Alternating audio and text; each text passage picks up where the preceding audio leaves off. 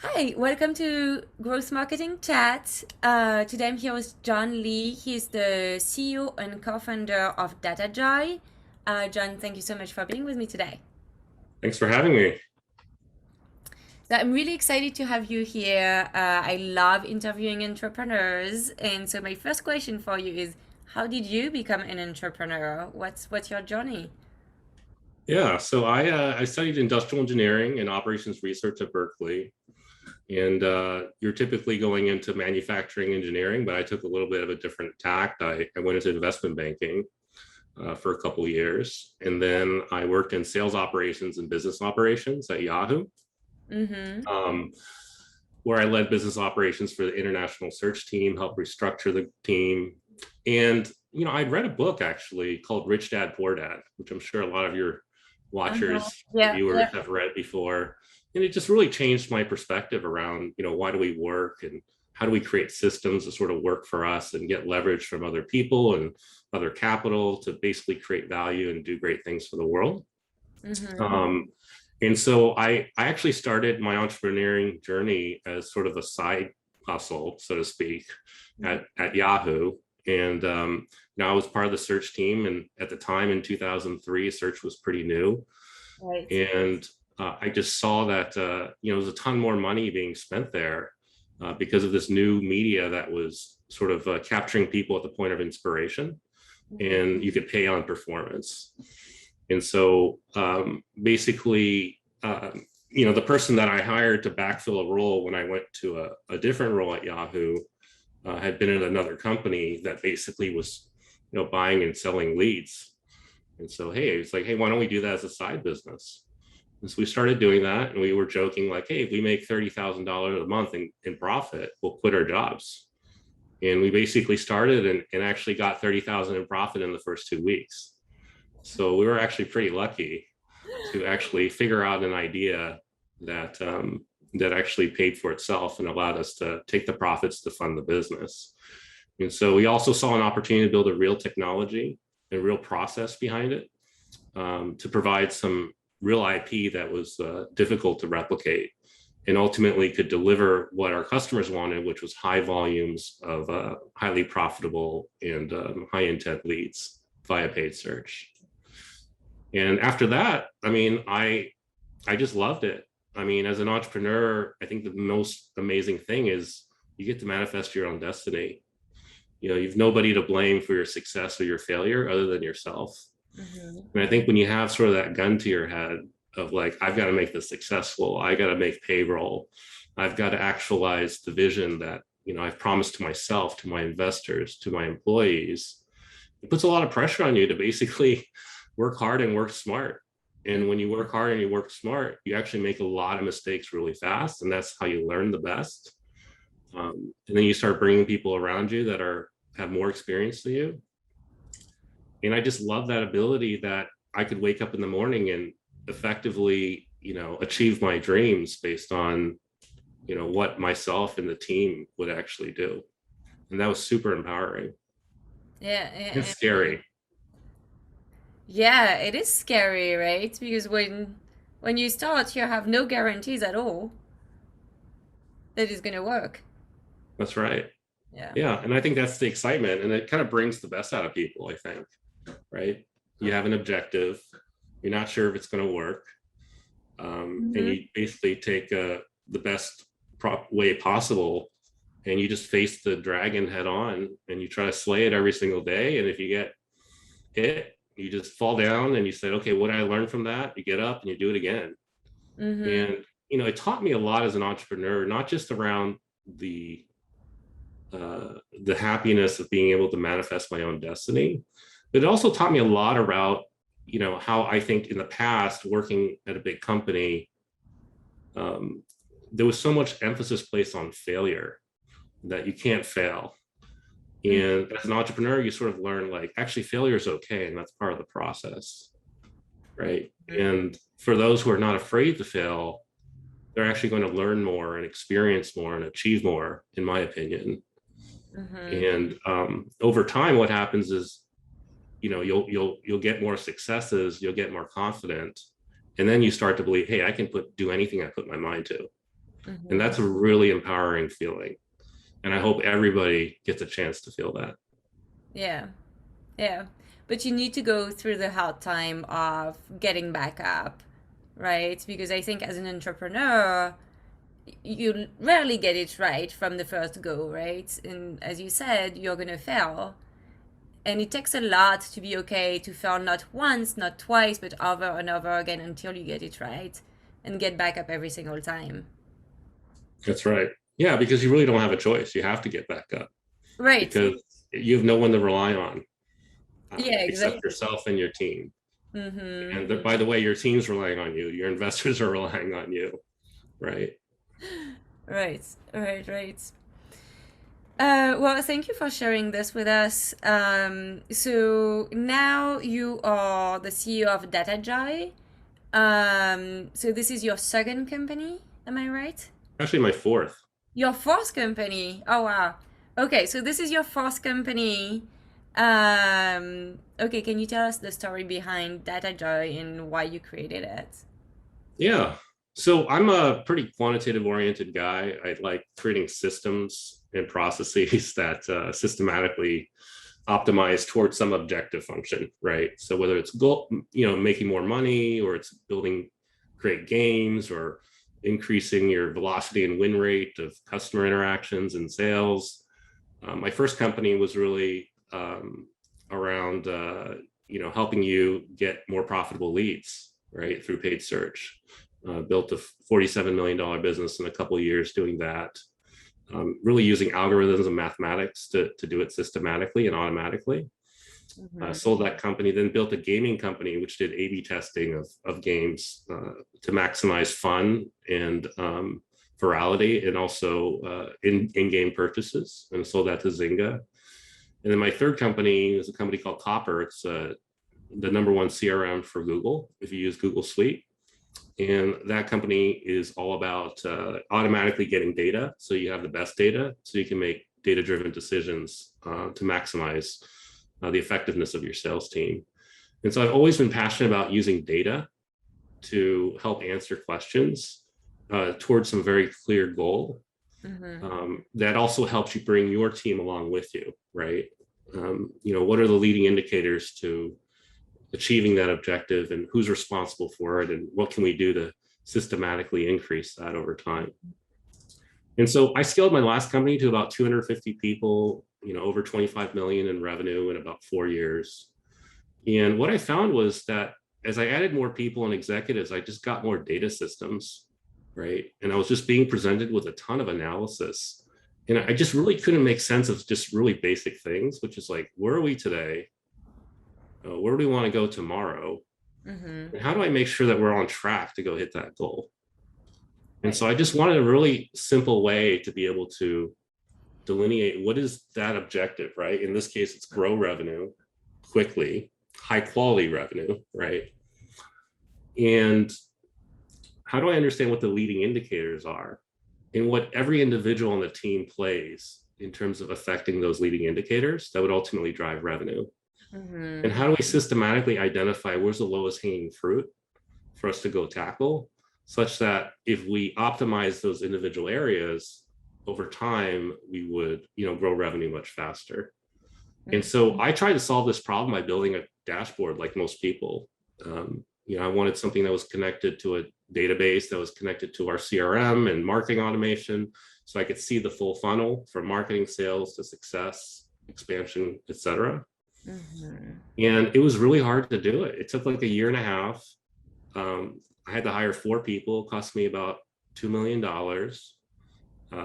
And by the time I got it, it just wasn't what I was looking for, and the business had changed, and we had to go back and retune it again. Right. And it was just such a problem. And I just kept thinking to myself, like, why am I spending so many resources on serving internal customers like myself when I should really be deploying those resources towards helping my customers be more successful? Mm-hmm. And so I thought, so many companies have been successful, like Salesforce, like Shopify, like Zoom. They've all been through this problem of like using data to grow predictably and profitably and repeatably. Why are we reinventing the wheel every single time? Why does the company need to invest in the right person who understands the right data infrastructure architecture and the right team to build that, and have to struggle with understanding the business problems that the finance, sales ops, marketing team want to solve to grow revenue faster. Like this has all been figured out before. And Right. so Data Joy is really this notion that we can provide you in a fraction of the time and a fraction of the cost, both the data infrastructure and the analyses to answer the questions that the fastest growing and largest software companies have answered to grow revenue predictably, profitably, and repeatably. And so our notion is to be able to give you an infrastructure with accurate data that pulls into all the different silos of marketing, sales, and success and product, to be Mm-hmm. able to give you a 360 view of like your entire customer journey, so you can actually optimize for uh, the company's objective, which is to grow high quality, high LTV revenue quickly. Yeah. And what I saw was very typical. You know, marketing only sees marketing data, sales only sales, et cetera. And so you saw people basically optimize for what they can measure. And Mm-hmm. so marketing would send a bunch of MQLs, but they wouldn't necessarily convert really well in sales. And sales would win a bunch of deals, but those deals might not retain very well, right? And so Mm-hmm. how do you take your downstream information of successful customers that have high quality revenue, that retain well, that expand with you, they're well within your ICP, and then inform your upstream go to market motions in marketing and sales to make sure you're acquiring the best customers, you know, at the right level of investment, such that you maximize growth rate and you have a repeatable, profitable model as proxy by a metric, lifetime value divided by cost of acquisition, or LTV to CAC. Mm-hmm. And so that's effectively what we do at DataJoy is we give you this infrastructure. You can plug it in with your existing BI stack if you have one. You can use a Tableau, Looker, Power BI for visualization. We give you a bunch of out-of-the-box reports. And the play that we've run with our first three customers, Samsara, HackerRank, and Zenoti, all fast-growing unicorns, is basically, hey, if you know who your best customer is, and you know which channels drive those customers, you're going to increase your growth rate, because those customers who have the highest win rates, have the highest ACV, have the highest retention, highest LTV, Yeah. you're going to focus your team on the right opportunities, Mm-hmm. right? Which is naturally going to increase your win rates, your average sales size, reduce your sales cycle, et cetera. And then we help people optimize the funnel itself, right? From marketing to sales to customer success, Mm-hmm. and really breaking down that process, understanding where the bottlenecks are, and being able to systematically A/B test different sales programs and marketing programs, Mm-hmm. understand their impact, and be able to create this experimentation culture of like, let's try this, let's try that, and let's see what the effect is, like thereby decreasing the risk of trying something new, right? Because you can catch it if it actually hurts your process, or Mm-hmm. identifying something that's good and repeating that across, you know, other areas of the business, right? And then we do things like a lot of forecasting. So we use machine learning models to do more accurate forecasting, help you understand the gap between maybe your sales roll-up forecast versus your our quantitative forecast. And we identify anomalies and help you explain, you know, why certain metrics are going awry, whether positive or negative. Mm-hmm. That's really cool. So something you said in there about yeah, optimizing for what's the best for the company, right? And I think you talked about revenue, but also about profitability. You know, sometimes what sells best might be something, but then if you don't return your clients, or if you know that also might not be the best product to sell, right? That might be the least profitable product to sell, but this sells best, right? So like knowing and having all teams align on this data, like how have you seen, maybe you've seen this firsthand, I'm not sure, but how have you seen the dynamic in between the teams change in between like marketing and sales and customer success by having all this data and all this alignment in Mm-hmm. house?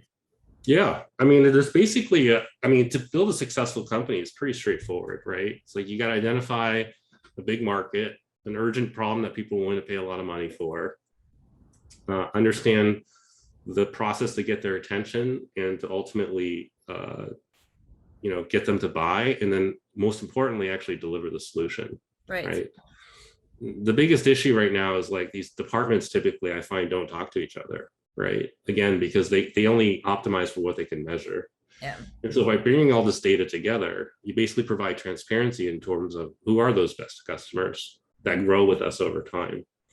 And so it allows companies to, as opposed to focus on just one metric that doesn't take into account the issues downstream, like at sales, from a marketing standpoint to sales to success, you can actually focus on bringing in the customers that actually have not just like the highest win rates, like you said, but actually have the greatest opportunity to provide sustainable growing revenue to Exactly. your business. And Mhm. so it just opens up everyone's eyes in terms of, it's like, okay, well, why am I optimizing for the short term? Like number of MQLs, right? Yeah. I want to make sure they close. Okay, well, now they close. Do they stick around? Do they grow? Right. Mhm. And then you start globally optimizing around the company's objectives versus sort of the departmental objectives. And then it allows, marketing to get closer to the product, sales to get closer to the product and the actual solution, customer success. And it just puts everybody on the same page toward a common goal, which is like, hey, we're all owners in this business. We all believe in the mission. We want this business to grow. Okay, how do we define growth? All right, now what do I need to, now that I have the visibility of what truly is success versus just some indication or leading indicator of success that's not indicative, I can actually really change my behavior and activity to best support that. Mm-hmm. Mm-hmm. And I love this because sometimes also immediate revenue is really, really different from like long-term growth. And granted, you need your immediate revenue, right? Like that's the basics. But then great companies really understand the value of customers that can grow with them and really go out of their way to identify them. So like I'm thinking about like HubSpot, for example, they have that startup partnership, Mm-hmm. and they actually vet the startups based on how much do they think they're going to grow and how successful are they going to be, to figure out, am I giving them this discount? Because in the end, it's probably going to be some of their largest clients. But like having this vision, you can't really have this if you don't have the data, if you don't know, well, which kind of companies actually start paying $400 a month and then go up to like $10,000 a month, right? How That's do you right. identify these patterns? And what you're telling me is that this is your mission at DataJoy to help you do this. So like that's really, really cool. That's right. Yeah. It's using your past successes to inform your future sales and marketing activities. Mm-hmm. Right. Well, I had questions I was going to ask you, and we talked about different stuff, but I think it was really great. So, thank you for participating. I think we covered a lot. I guess to close out, I just want to ask you, what are some of the most valuable lessons you've learned um, as an entrepreneur, a successful entrepreneur, and founder of four companies? Yeah. I think as an entrepreneur, like you're naturally attuned to taking control of your life, right? Again, towards that idea of manifesting your destiny. And you have a very clear vision of what you want to accomplish. And oftentimes that personality leads towards micromanagement of your team, right? You want things done a certain way. Someone's not doing it, I'll just do it myself, right? Because you're used to doing that when you're just one person, two people, three people. Mm-hmm. And I Mm-hmm. think what I learned the most is, what are opportunities for me to really get like a massive, change in a positive way in my company? It's really bringing in other experienced creative people and giving the environment to let them make their own decisions and be successful. And that's actually really difficult to do as a control freak entrepreneur, which most entrepreneurs are.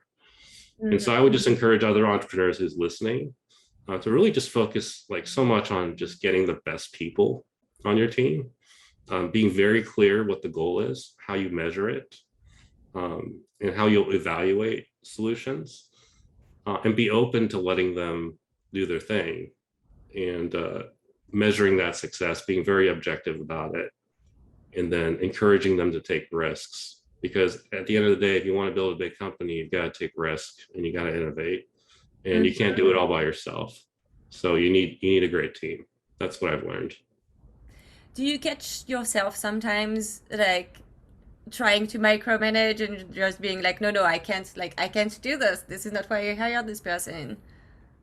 Yeah, I do a lot, and people don't like it. I've learned through my CEO coach and feedback. Sometimes you have to, um, Mhm. but I think the notion is you've got to think about the long term, right? Right. And I think overall my approach has been, well, let me figure out what my superpowers are. Let me focus on those areas, and then hire and lead great people who can make for my shortcomings and let them do their job. Mm-hmm. That's great advice. What a great way to end this session. Great. Well, thank you, Carolyn. Yeah, thank you, John, so much. All right.